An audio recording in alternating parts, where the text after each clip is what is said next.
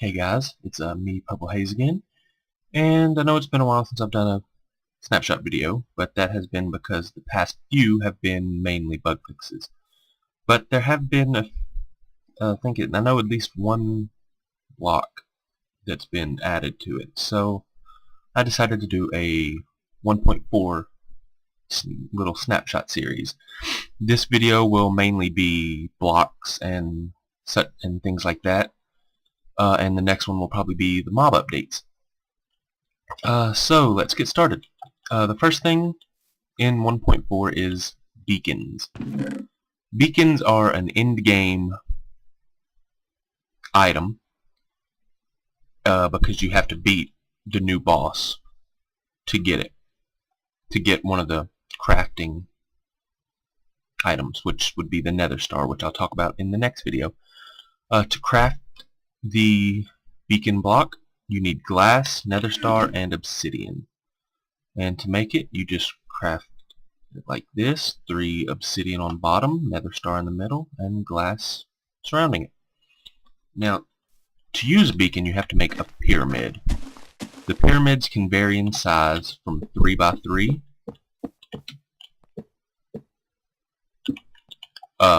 to 9 by 9. And you can use glass, or not glass, gold, diamond, iron, or emerald. You can use any of those 3, so I guess it kind of adds use to gold. But beacons, whenever placed on a pyramid, shoot up a beam of light, and you can choose a power, such as, like, since this is just level 1, I can choose speed or haste. Then what you do is you choose one, so let's go speed, then you have to pay for it. So now, well, hold on. And now I have the speed buff whenever I'm near it. So, with each level of the pyramid, you get more powers. So I went ahead and made a 9 by 9 max size and created it. So, well, okay, had to reopen it. So let's go with speed, jump boost. Well, let's go jump boost so I can show you.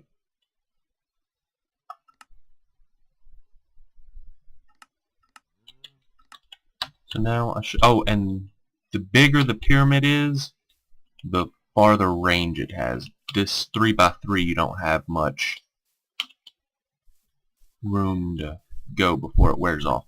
With the 9 by 9, you have way more room. So let's make a little 2 by 2 stone thing, stone tower, just to show you. I'm not using any mods or anything. Am I still? Okay, I'm still in the jump boost area. As you can see, the full 9 by 9 can go pretty far. Let me just try to get out of the jump boost real quick. Okay, there we go. So, 2 by 2 little tower. Can't get on top of it. Let's go back over here to one of these jump boost ones. Now I have speed activated. Okay. Well, I know in one of my other videos I was able to jump up 2 blocks. Maybe you have to have like 2 pyramids to be able to do that. But you can obviously jump higher. And that's pretty much it for pyramids. You can use any valuable material, gold, diamond, emerald, or iron blocks.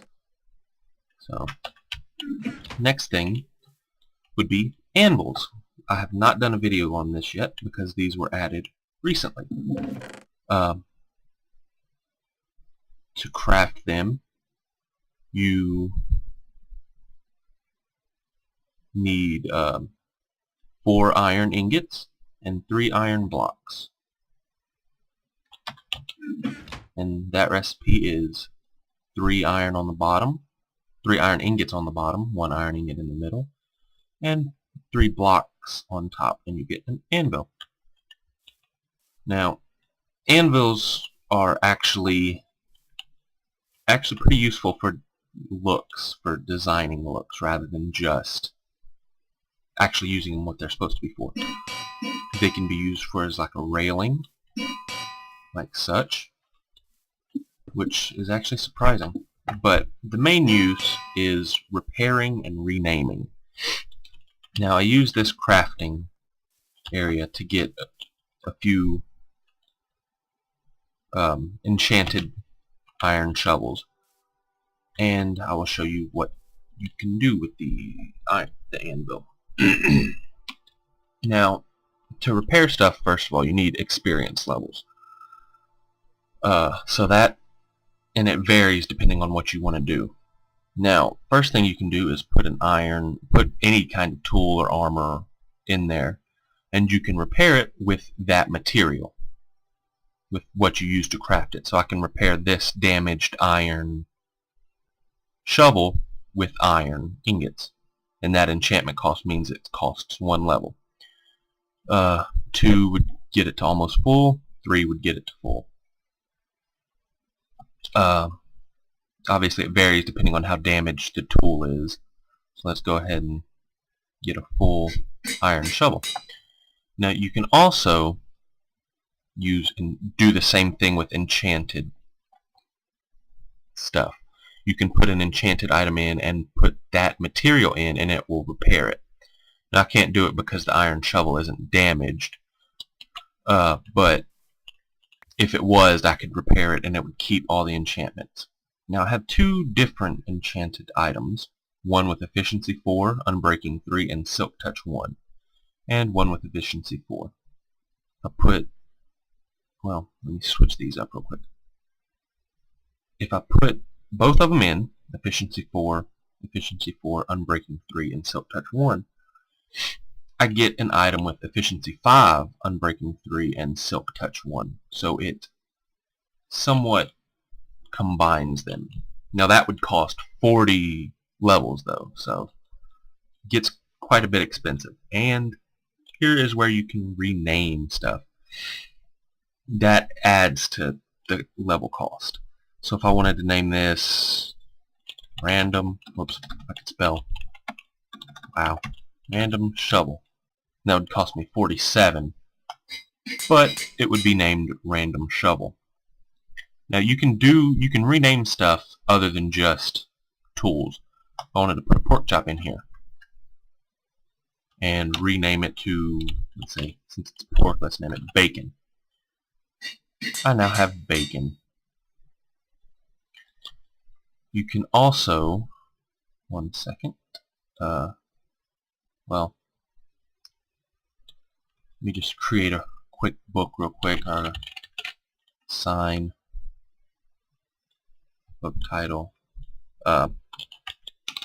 test book, sign and close. Okay, don't need that book. Now I have a book called Test Book by Purple Haze 2112.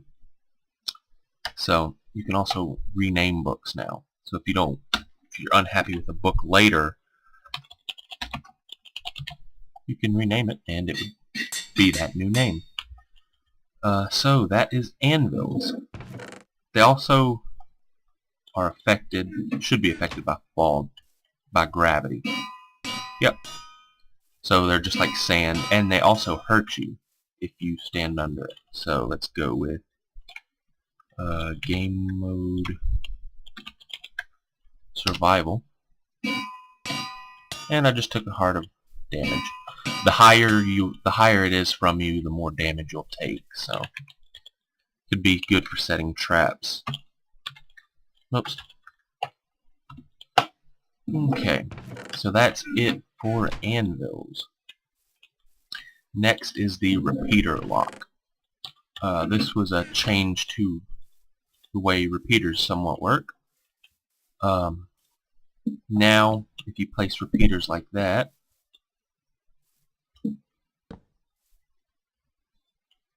if you place repeaters in a way like this one, if you click this one, it activates that one, obviously. But this one can act like a lock when it's powered. So turn that on. The original one changes with a little bedrock strip, and even though it's getting power, it will not switch because it's locked in the off state. Switch it back up. Now it's locked in the on state. So I'm not big on redstone contraptions, so don't really know what to the extent of what that can be useful for. The next item is flower pots. It's crafted using clay, and it's a decorative block. To craft it, you just use bricks in the same way that you would use iron for buckets. You can plant various stuff in them. You can plant saplings, flowers, whoops, wrong one, mushrooms, and more saplings. And like I said, they're just decorative to make your house look nice and stuff like that. Very simple to make and use. Next would be cobblestone walls. To craft these, you can use cobblestone or mossy cobblestone. Just craft them like you would trapdoors, 2x3.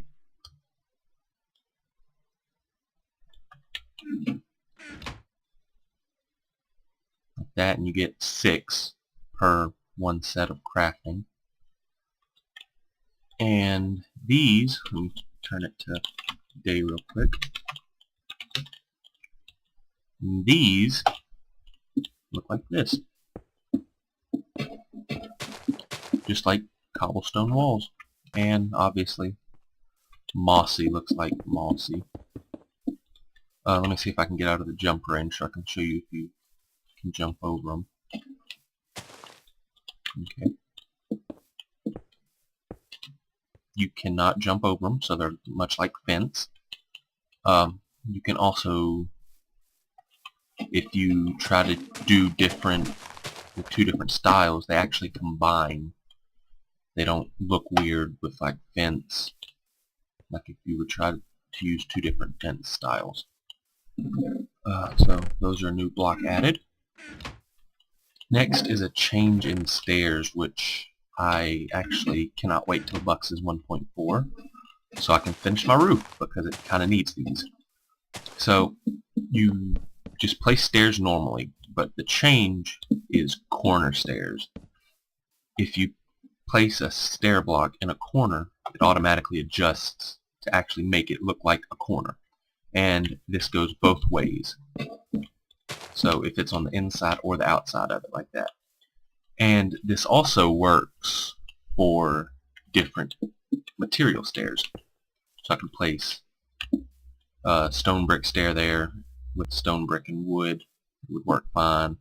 Dark log stairs, or light stairs. So that'll add to some designing aspects, which is really good that they finally did corner stairs.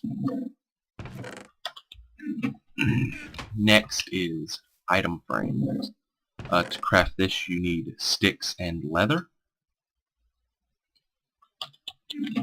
And whoops, get the rest of that stuff out.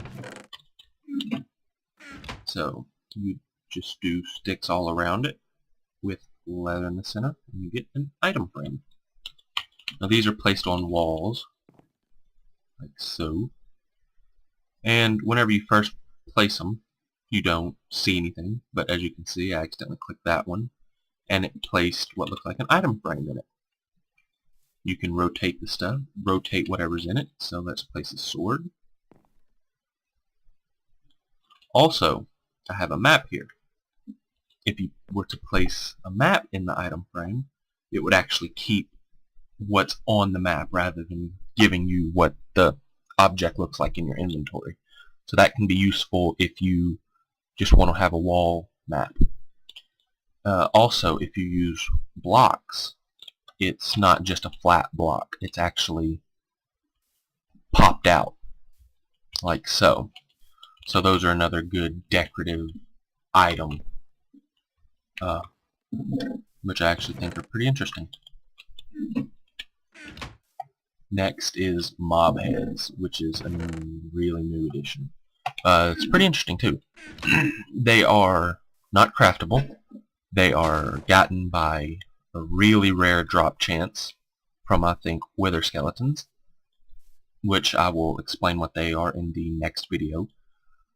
But you can place them. They have different positions you can place them in, different angles.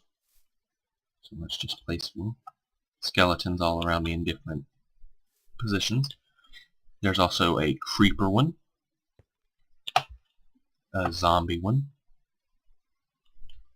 Steve head, and the wither skeleton, which again I will explain in the next video. In addition to placing them and making creepy looking things, you can also wear them as a helmet, as like a hat. But they don't, as far as I'm aware, they do not provide you any benefits, as in armor. Yeah. No, you don't get any armor from them. They're just purely decorative. But as you can see, I now have the head of a wither skeleton.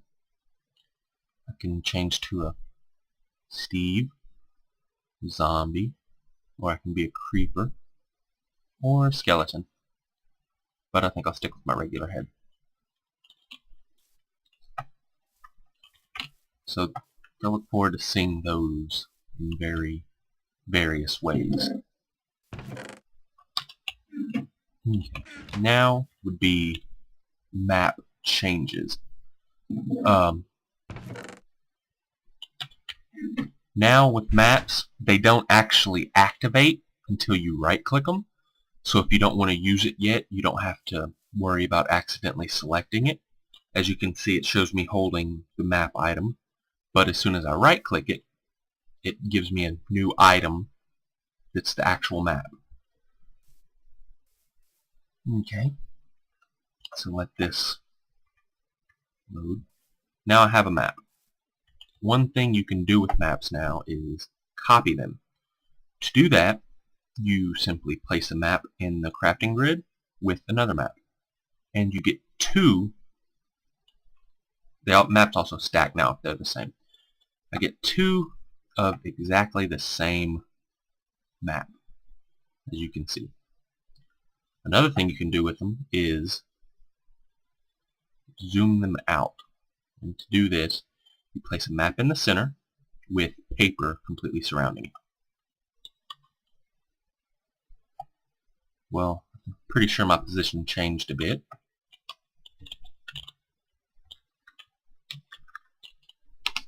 Okay, so now that I'm standing in the same spot that I was whenever I crafted it, just get some more paper.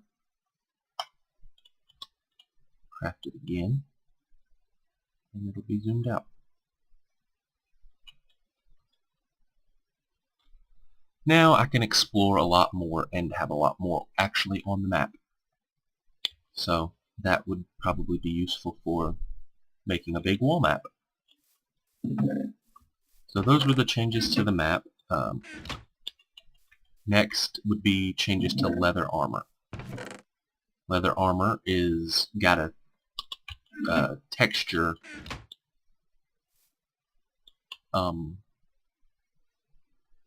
change and has dyeable parts now. So in case you couldn't tell, this little strip in the middle was changed, the knee pads on the pants and the soles of the boots. Now to dye armor, all you have to do is put the piece of armor in a crafting grid and with the dye color that you want it. This would make a blue helmet with the middle staying the same. You can also combine colors to create new, or combine dyes to create the new different colors. So blue and yellow would create that. Blue and green would create a greenish, light greenish. Dark and light blue, purple. Let's go with the purple helmet because obviously that's my favorite color. You can dye every piece of leather armor. This doesn't apply to diamond, gold, iron, and well, obviously leather, but diamond, gold, and all that doesn't apply to that. So once you make your armor, you can place it and wear it like usual. And as you can see, I'm very colorful now. So that should be a fun little thing to do on servers. Everyone can have their own unique colored armor. Let's get rid of this. Last thing I'll talk about in this video is food related items. There are a few new items added to 1.4. So I'll talk about them.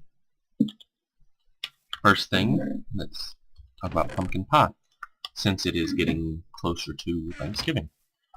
Pumpkin pie is crafted using pumpkin, eggs, and sugar in any formation. I don't know exactly how much this stuff heals your hunger because I didn't think to get hungry, but I can put that information in the description. So there's pumpkin pie. Next up, I'm sure a lot of Buxies will love, is the addition of potatoes. There are 3 different kinds of potatoes.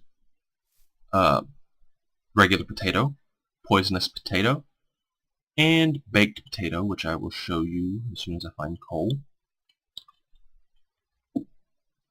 So to get baked potato, you just put a potato in the furnace with coal, and it smelts it. Now, the way to get the potatoes are much like wheat. Well, first of all, they're dropped by, I think, zombies, I believe, and they're like a drop from zombies. After you get a regular potato, you can plant them, and after you plant them, you can grow them. You can use bone meal on them, much like wheat. Now, there's a chance you will get poisonous potatoes, but after you hit them, it'll drop potatoes. So those are the potatoes. Next is carrots. Again, you get carrots much like wheat and potatoes, but there's no poisonous variety of carrots. But there is another variety called the golden carrot, which to create that you just surround a carrot with gold nuggets, not blocks or ingots. And you get a golden carrot, which heals more.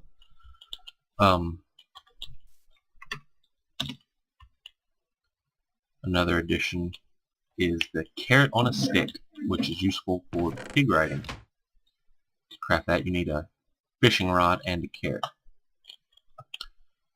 Find the saddle real quick. Then to use those efficiently, you get a pig with a saddle, and pigs will follow you if you have the carrot on a stick active. After you take it away, they just couldn't care less. Now, if you ride a pig, obviously if you don't have the carrot on a stick, nothing happens. It just goes about minding its own business. If you use the carrot on a stick, the pig moves in the direction that you're holding it. And if you right-click, the pig actually starts to go faster. And it can also jump up blocks, so you don't have to worry about getting trapped. So that should maybe provide a new mode of transportation rather than using sprint or crafting rails. So I'm pretty sure that's it for the block types added. There's also command blocks, but I'm not too knowledgeable on those. But I can link a page in the description with command block information. So that's it for this video. Thanks for watching. If you have any tips, feedback, anything at all, please feel free to tell me, and I hope you enjoyed watching. See you in the next video that will feature mobs.